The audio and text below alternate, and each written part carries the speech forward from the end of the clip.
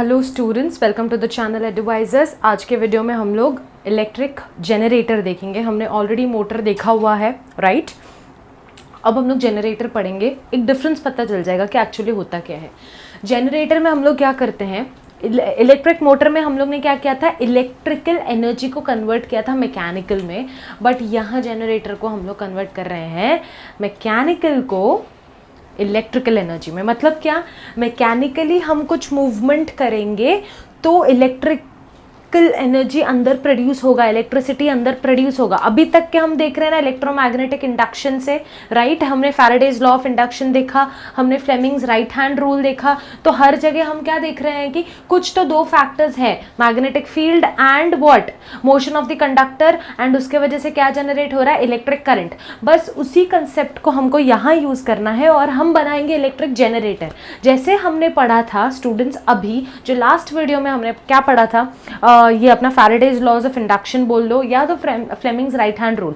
हमने क्या किया कि आप कंडक्टर को स्टेबल रखो और दूसरे को मूव करो, या तो एक को स्टेबल रखो दूसरे को मूव करो। तो हम क्या कर रहे हैं, अभी देखो एक एग्जांपल है। तो बस यहाँ पे आप याद रखना कि it converts mechanical energy to electrical energy, ठीक है। मैकेनिकली हम कुछ रोटेशन कर रहे हैं। अब फॉर एग्जांपल, इसका एग्जांपल मैं देती हूँ आप लोगों को कि हाइड्रो इलेक्ट्रिसिटी जो जनरेट होता है कैसे, टर्बाइंस घूमते हैं, राइट। तो टर्बाइंस कैसे, जो बड़े बड़े डैम्स है उनसे वाटर बहुत जोर का गिरता है, potential energy gets converted to kinetic energy there and then the turbines rotates, so mechanically वो turbines rotate कर रहे हैं and then उनके वजह से electricity generate हो रहा है। तो वही concept है यहाँ पे, ठीक है। तो mechanical energy converts into electrical. तो अब एक कंसिडर करो सिंपल सा मैग्नेट, नॉर्थ साउथ पोल है, ठीक है। नॉर्थ साउथ पोल के बीच में मैंने एक वायर का लूप कर दिया है, ठीक है। मुझे चेक करना है ए बी में कितना, कौन से डायरेक्शन में करंट फ्लो हो रहा है, सी डी में कौन से डायरेक्शन में करंट फ्लो हो रहा है। अब मैं ए बी को ये जो कंडक्टर है, ठीक है, मैं बाहर अंदर करूंगी, ठीक है, ओके। तो क्या होगा स्टूडेंट्स बताओ, मैंने यहाँ पे गैल्वेनोमीटर लगाया, मैंने बैटरी नहीं लगाया, मतलब इलेक्ट्रिक करंट में फ्लो नहीं करवा रही हूँ खुद से, ठीक है। मुझे करना है इस मैग्नेटिक फील्ड के अंदर मुझे कंडक्टर कंटिन्यूसली मूव करते रहना सो दैट इलेक्ट्रिसिटी जनरेट होगा, राइट। और उसी इलेक्ट्रिसिटी को हम बोलेंगे इंड्यूस्ड करंट, एंड वो इंड्यूस्ड करंट का हमको डायरेक्शन जानना है। तो इधर हमको तो पता है हमको कौन सा रूल लगाना है, जहां पे भी मुझे इंड्यूस्ड करंट का डायरेक्शन जानना है मुझे क्या रूल लगाना है, Fleming's right hand rule, right hand rule, correct है। तो बस मुझे ए बी, मैं कंटिन्यू बाहर अंदर कर रही हूँ। I know that with the continuous movement of the conductor definitely induced current होगा वहां पे प्रोड्यूस, करेक्ट है। तो बस मुझे जानना है, तो मैं कैसे लगाऊंगी, अभी यहाँ पे फ्लेमिंग्स यूज FRHR, मतलब फ्लेमिंग्स राइट हैंड रूल, ठीक है। अब ये हमारा हैंड है 90 डिग्री, आपको करना है ये मैग्नेटिक फील्ड है 4 फिंगर कर दिया, ये मोशन ऑफ द कंडक्टर हम बाहर अंदर कर रहे हैं। This is what tell me induced current का डायरेक्शन, यस स्टूडेंट्स। तो ये ऐसे जाएगा, ये ऐसे, तो इंड्यूस्ड करंट ऊपर, तो यहाँ पे इंड्यूस्ड करंट ये डायरेक्शन में आ गया।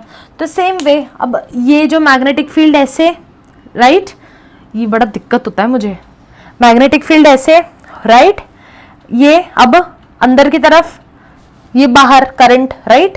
तो बस आपको अरेंज करना है, मैग्नेटिक फील्ड ऐसे डायरेक्शन में जा रहा है कंटिन्यूसली, बस आपको अपना ये थंब ऐसे अरेंज करना है कि आपको मोशन पे ध्यान देना है।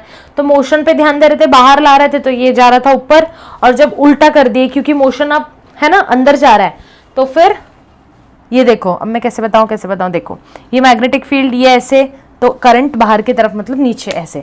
मैं एक्चुअली बता नहीं पा रही हूँ, ये 3D में इमेजिन कर लो, ठीक है। तो स्टूडेंट्स देखो, फ्लेमिंग्स राइट हैंड रूल लगाकर हमको मोशन आ गया कि यहाँ से ऊपर जाने वाला है करंट और यहाँ से नीचे आने वाला है। तो यहाँ से जब ऊपर जा रहा है मतलब यहाँ से ऊपर जा रहा है मतलब ऐसे आके इधर आ रहा है, फिर इधर जा रहा है, इधर जा रहा है, फिर इधर और इधर। मतलब आपको क्या लग रहा है, आपको क्या पता चल रहा है कि मतलब पॉजिटिव से नेगेटिव ऐसे जा रहा है, तो डायरेक्शन हमें मिल गया। हमने यहाँ पे एक अज्यूम किया है कि ये जो अपना कॉइल है ये क्लॉकवाइज ही रोटेट कर रहा है, ठीक है, क्लॉकवाइज रोटेट कर रहा है। तो मोशन कैसे आएगा, जैसे हमने यहाँ के लिए किया, ये फ्लेमिंग्स का राइट हैंड रूल का ये फ्लेमिंग्स राइट हैंड रूल का मैग्नेटिक इंडक्शन, और ये क्लॉकवाइज रोटेट कर रहा है तो ये वाला अभी बाहर आएगा, राइट। तो ये करंट किधर जाएगा, ऊपर। समझ में आया। हमने अज्यूम किया कि let this coil rotate in clockwise direction only. Motion हमने डिसाइडेड है, मोशन हमको डिसाइड कर लेना है, हमको ढूंढना डायरेक्शन ऑफ इंड्यूस्ड करंट है। तो मोशन हमने डिसाइड कर लिया, ये कॉइल ऐसे फिर ऐसे ऐसे घूमते रहेगा। तो ये तो है ही हमारे पास, ऐसे मतलब ये ऊपर आएगा और ये नीचे जाएगा, तो ये बाहर की तरफ, और ये करंट फिर ऐसे, ठीक है। तो बस यही, तो सिंपल चीज याद रखो स्टूडेंट्स। अब देखो, जैसे ही मैंने इस पार्ट को ऐसे मूव कर लिया तो ये इधर आ जाएगा, राइट। फिर अगर मैंने इसको ऐसे ही वायर से छोड़ दिया तो सब जंबल नहीं हो जाएगा। अभी ये मेरा ये जो लेफ्ट हैंड है ए बी है और ये सी डी है, राइट। अब इसको मैंने रोटेट किया, करंट ऐसे ही यहाँ पे फ्लो हो रहा है और यहाँ से नीचे से फ्लो हो रहा है, नीचे जा रहा है, राइट। और हमने किया है कि क्लॉकवाइज कॉइल घूमना चाहिए, तो ये लिया क्लॉकवाइज, एक रोटेशन हाफ हुआ ही है, ये हो गया जंबल, राइट। ये अगर नॉर्मल वायर है तो ये तो पूरा जंबल टप हो जाएगा, खचुंबर बन जाएगा उस वायर का। इसीलिए हम नॉर्मल वायर यहाँ नहीं लगाते हैं।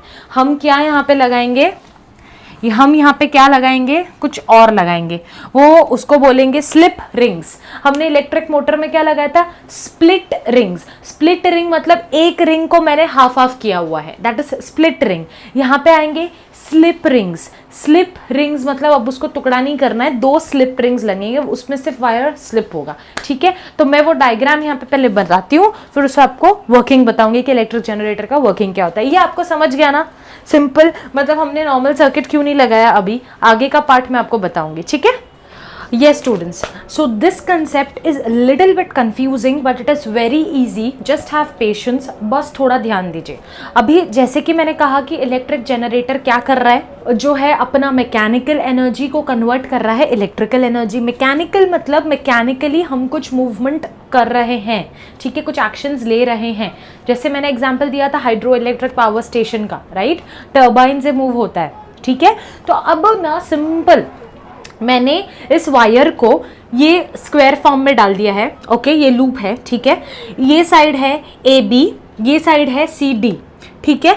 तो अब एक चीज क्लियर रखो कि इस कॉइल को मैंने अज्यूम किया है कि ये सिर्फ क्लॉकवाइज ही चलेगा, ओनली क्लॉकवाइज चलेगा, एंटी क्लॉकवाइज नहीं चलेगा, हमेशा क्लॉकवाइज चलेगा।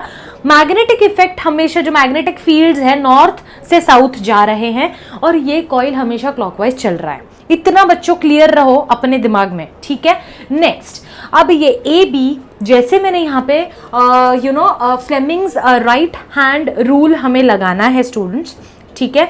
फ्लेमिंग्स राइट हैंड रूल यहाँ पे हम लोग लगाएंगे, तो ए बी में किस तरफ से इंड्यूस्ड करंट फ्लो होगा, मुझे बताओ कैसे फ्लो होगा।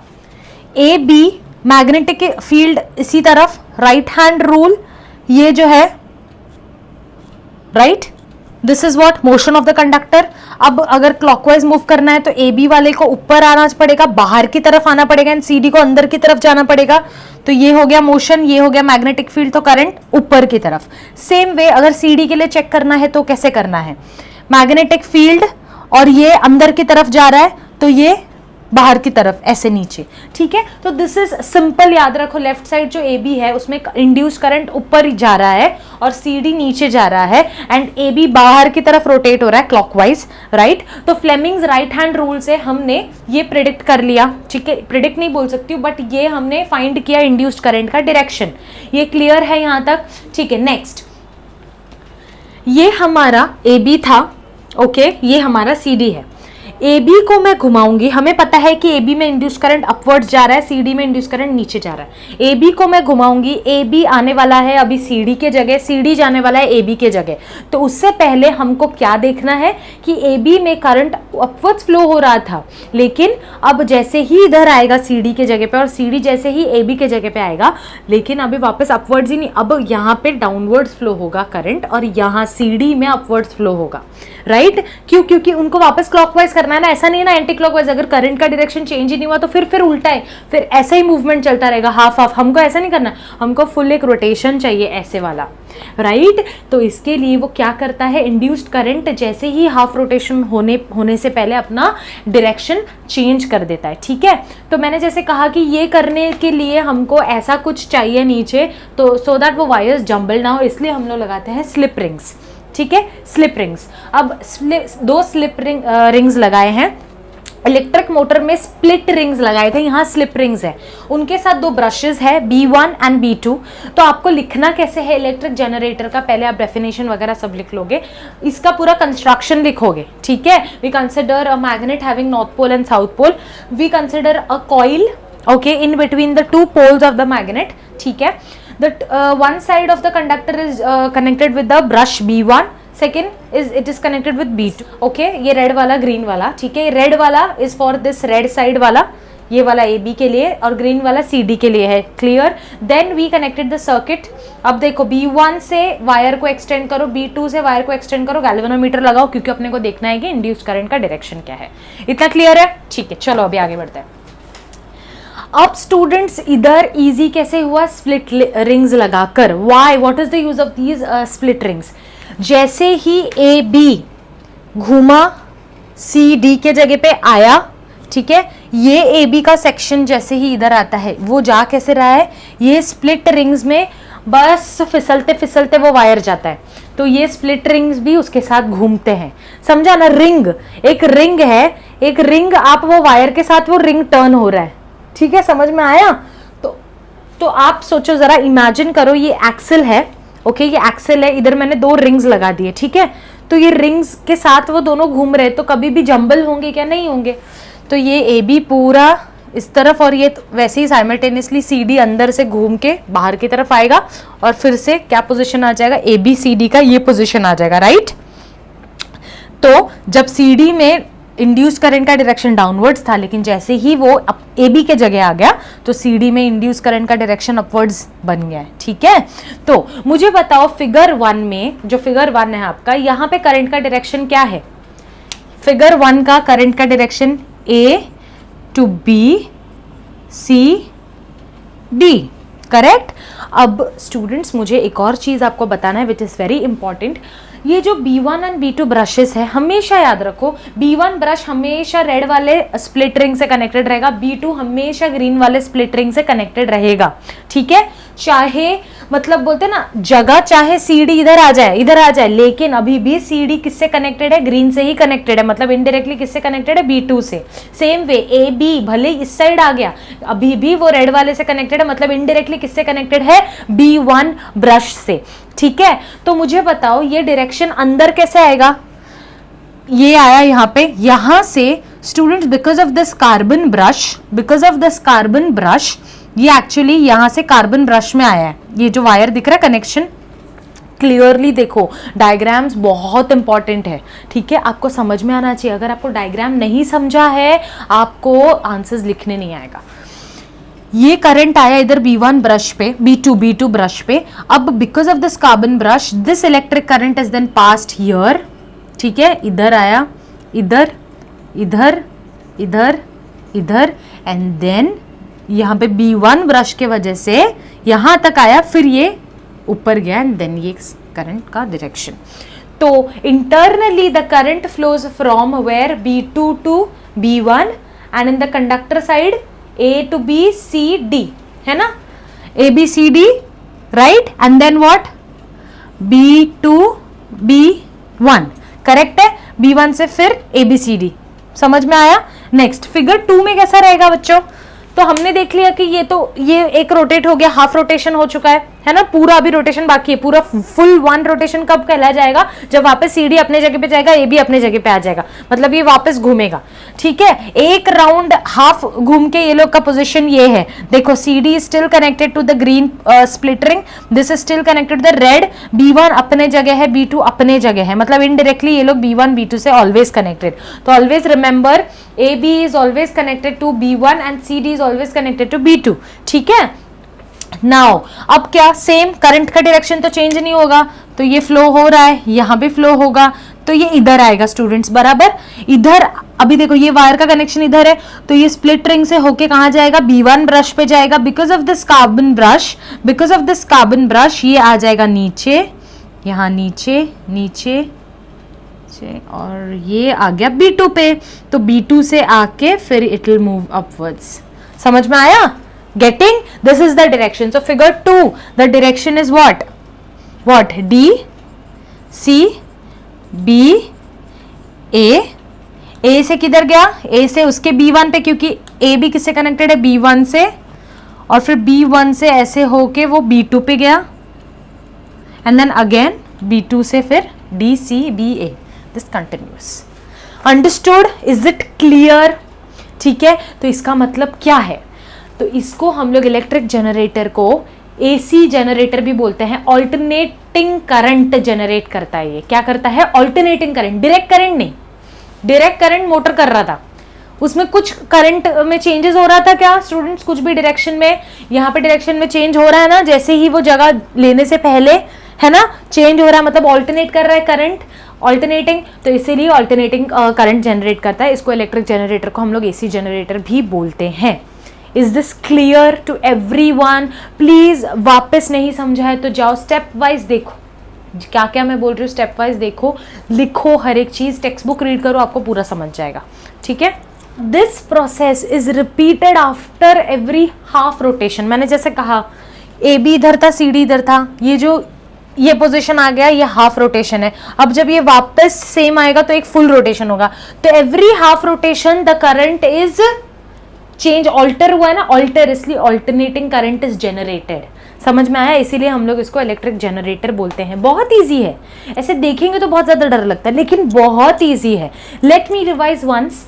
A to B हमने देखा पहले, दो नॉर्थ और साउथ पोल के बीच में हमने एक कॉइल लगा दिया। AB कंडक्टर है, CD है, ठीक है, हमको सिर्फ देखना है ये दोनों साइड में क्या हो रहा है, किस तरफ से करंट जा रहा है, डायरेक्शन क्या है। उसके लिए हम लोग लगाएंगे फ्लेमिंग्स राइट हैंड रूल। हमारा motion of the conductor clockwise रहेगा, that is fixed. Magnetic field का डायरेक्शन नॉर्थ टू साउथ है, that is fixed. So we can मतलब easily get the direction of induced current through right hand rule. तो हमने पता किया कि left side जो है AB to B, उसमें करंट अपवर्ड्स जा रहा है और इधर डाउनवर्ड्स जा रहा है। तो जैसे ही हमने देखा तो हमको यहाँ पे स्प्लिट रिंग्स लगाना पड़ेगा, so that while rotating the wire doesn't jumble up. Okay, so we have attached here two split rings along with each split ring there is a brush attached, B1 and B2. Okay, so once the half rotation is completed, now this position is AB comes here, CD comes here, the current is here, the direction of the induced current is altered here. Okay, as the position of the conductors changes, AB इधर आ गया, CD इधर आ गया, but AB is always connected with B1 brush due to the split ring, CD is always connected with B2 brush due to the split ring. Okay, so in figure 1, okay, the current direction is this, in figure 2 the current direction is this. Since this repeats after every half rotation alternating current is generated, therefore it is called as AC generator, okay, or electric generator. Is this clear to each and every one? I hope so this is useful for you all. Please have patience, थोड़ा समझ लो, difficult थोड़ा सा है for first time. Read your textbook electric generator का part. Okay, this completes your effects of electric current का chapter. Sums, I'll be preparing the sums and I'll be uploading the videos. So till then everyone take care. पढ़ो, notes बनाओ जितना पढ़ाया है. Okay, exercise के question solve करो. If you have any doubts then ask. Okay, take care everyone. Study करो, मजे करो.